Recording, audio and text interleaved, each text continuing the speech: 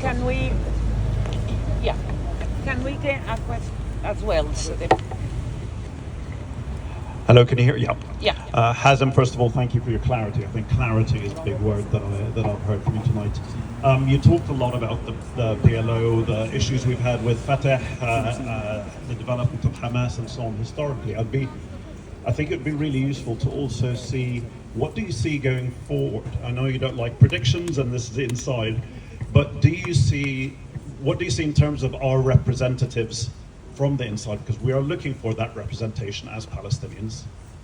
Do you see anything? Are you hearing things from the ground in terms of where that representation is coming from? And I know Gaza obviously has bigger issues. I'm very intimate with Gaza, but where do you see that coming from?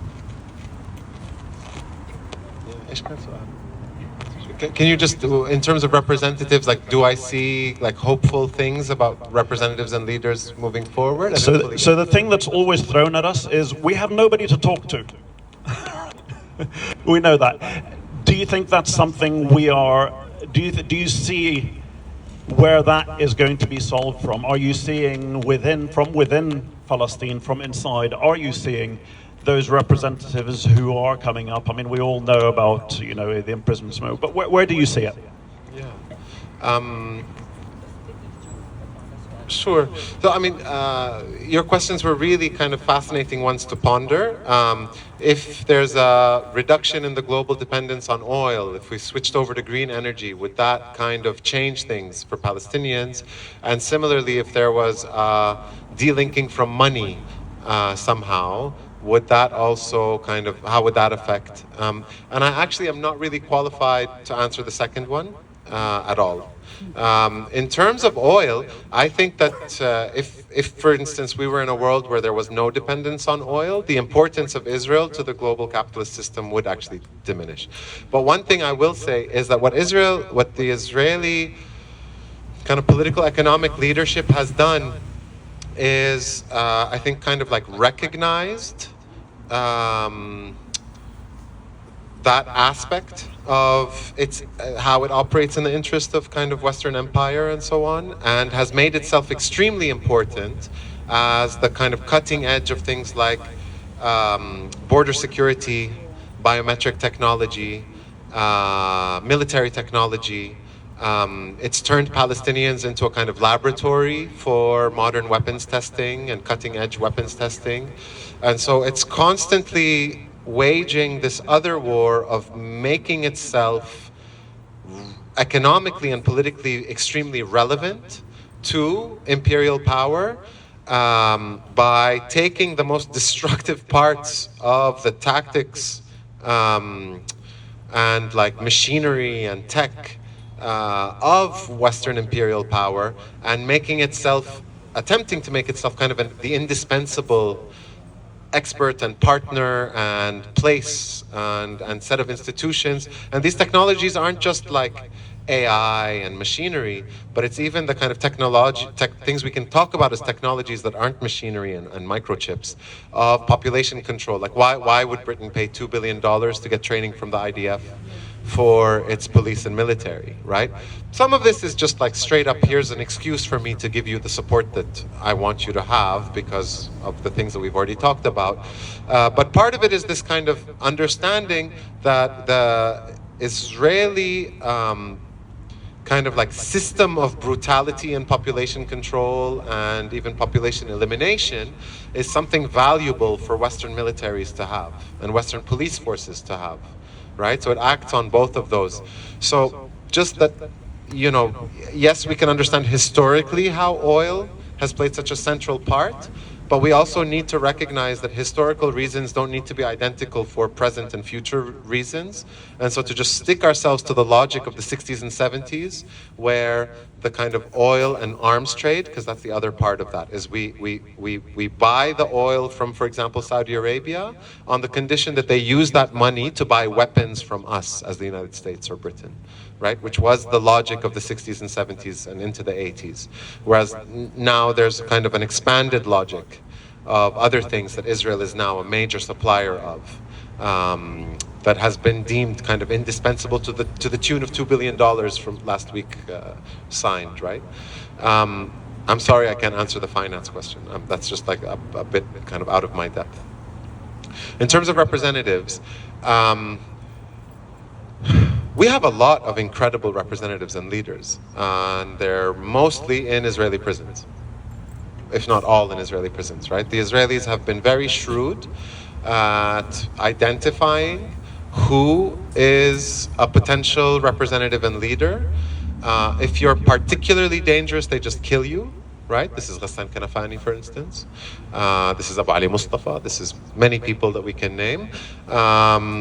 If they think maybe, you know, and then with a certain other set of calculations, it becomes the life imprisonment, it becomes in and out of administrative detention, it becomes, and so if you get a roster of the people with the really high sentences who are not just military actors, they're not people who carried out operations, for instance, but play a political role, there's your roster of across the different factions.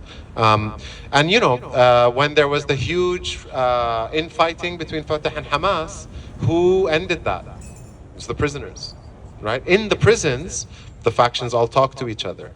In the prisons, they all have to talk to each other because they depend on one another to survive. The prisoners movement has always been in the forefront, partly for that reason, right? But the Israelis play this extremely dirty game of just working very systematically to eliminate the ability. Most of our political leadership that is still a resistance leadership that's still alive is in solitary confinement and has been for years. Ahmed Saadat has been in solitary confinement for what? 15 years. Marwan Barghouti has been in solitary confinement for over a decade. So just, I mean, they're there.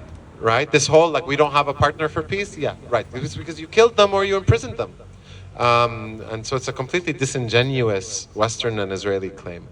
And I think on the outside we have people who are also proven themselves to be kind of key people that could play at least a representative type role, right? And, you know, I've heard really kind of like seasoned leaders and organizers say that, you know, one of our big challenges is how do we foster a leadership that doesn't get eliminated by the Israelis? How does one do that, right? And, you know, we just got news that the spokesperson for the Qassam brigades was killed. We don't know if it's confirmed or not, but I mean, we know for a fact that he's been hunted for as long as he's been that spokesperson, right? If people remember who Sheikh Adnan Khadir was, martyr of the prisoners movement, hero of the kind of individual hunger strike and collective hunger strike, that was a person who was a spokesperson for Islamic Jihad, right?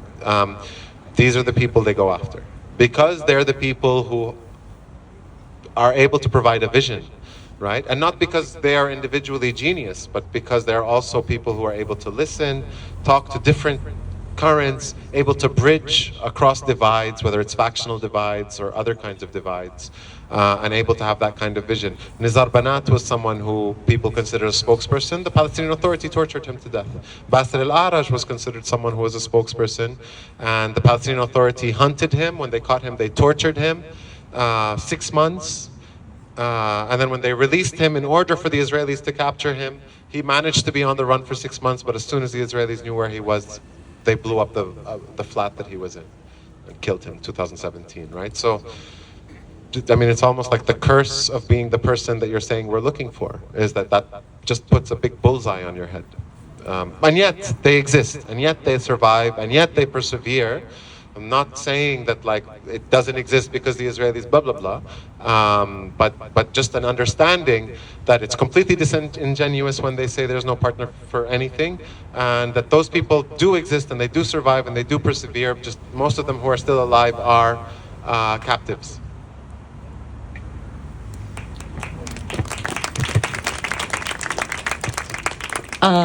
One final question here. Christina? Yeah. Hi, thank you ever so much for this absolutely fantastic evening and what I've learnt, as well as us all being here together to listen to you. I just wondered, I'd really be interested in knowing what a good book to read on the prisoners movement would be, because I'm always interested in having more information about the heroes that are there in Palestine. That's my question, really. Yeah, that's a really good question, and I'm sorry to kind of not have a very clear answer for you just yet, but I will say follow the publishing house that I'm starting called Safarjal Press. So Safarjal, Safarjal, it means quince in Arabic. Yeah, Safarjal, Safarjal. Yeah, which means quince, which is a Palestinian tree that moved to the rest of the world, like the olive and the kharroub, which is called carob, is one of the trees that kind of spreads to the world from Palestine over millions of years. But it symbolizes the love that enables creative and revolutionary labor. And we'll be publishing stuff from the prisoners' movement over the coming years. And actually, the first of these should be coming out as early as maybe February, March. So.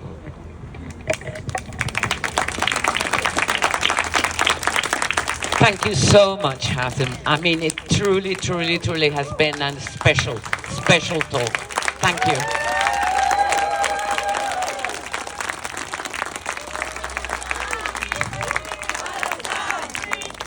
Palestine! Palestine! Palestine! From the river to the sea, Palestine will be free. From the river to the sea, Palestine will be free. From the river to the sea, Palestine will be free. From the river to the sea, Palestine will be free. From the river to the sea, Palestine will be free. As we've heard this evening, the Palestinians have done and are doing all they can. The rest is really up to us. It's up to us here, and it's up to the Americans in America. We have got to continue the revolution.